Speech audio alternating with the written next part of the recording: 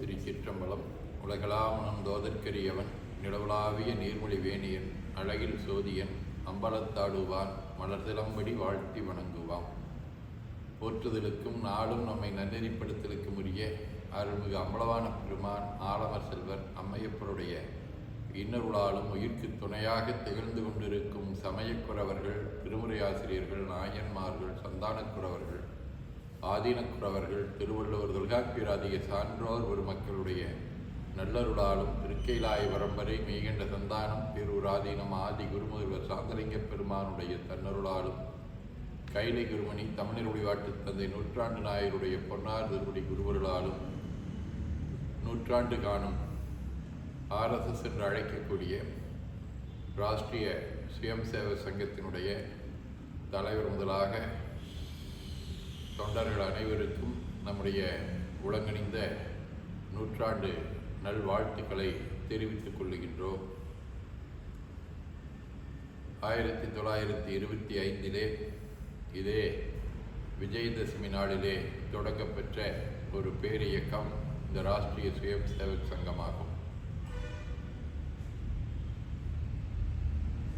இதனுடைய நோக்கம் நம்முடைய அப்பரடிகள் சொல்வதைப் போல தன் கடனடி ஏனையும் தாங்குதல் என் கடன் பணி செய்து கிடப்பதே என்பதாகும்.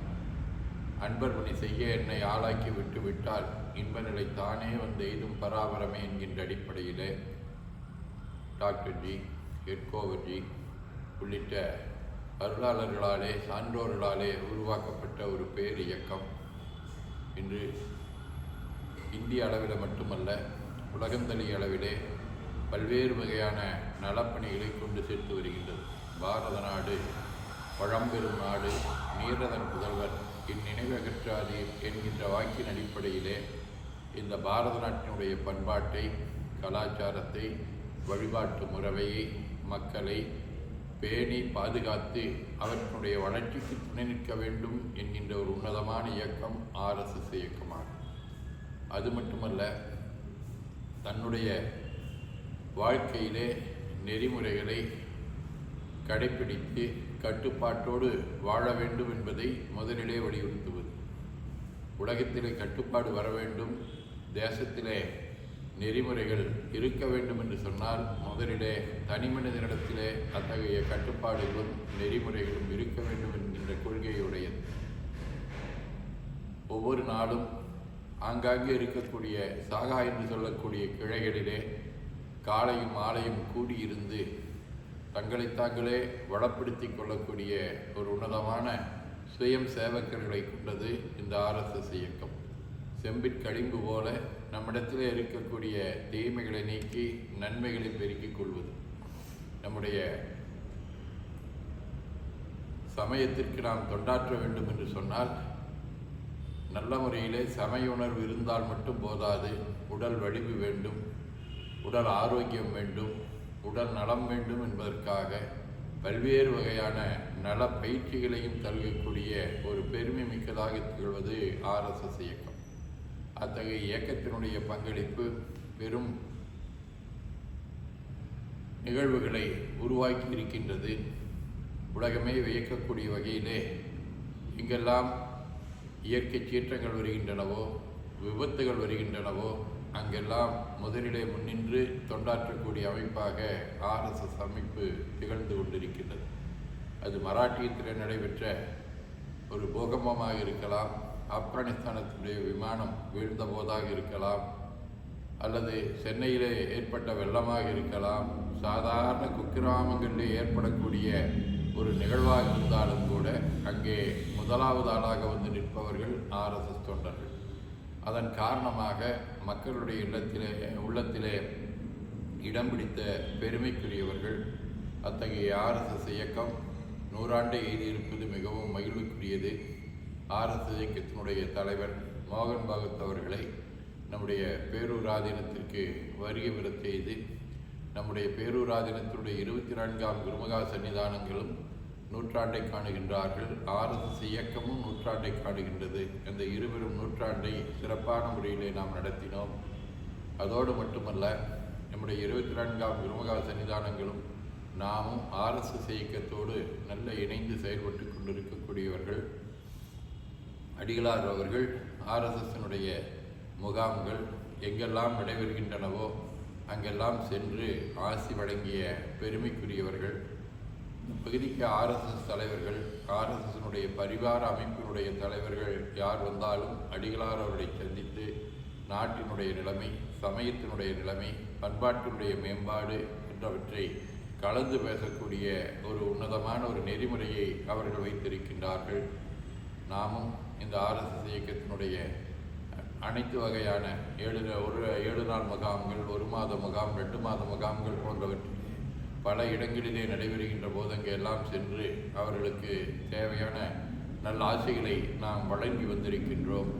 நாகர்கோயிலிலே ஆர்எஸ்எஸ்னுடைய 75வது ஆண்டு விழா நடந்த போதும் அங்கே பெருந்திரளாக நடைபெற்ற அந்த நிகழ்விலேயும் நாம் கலந்து கொண்டோம்.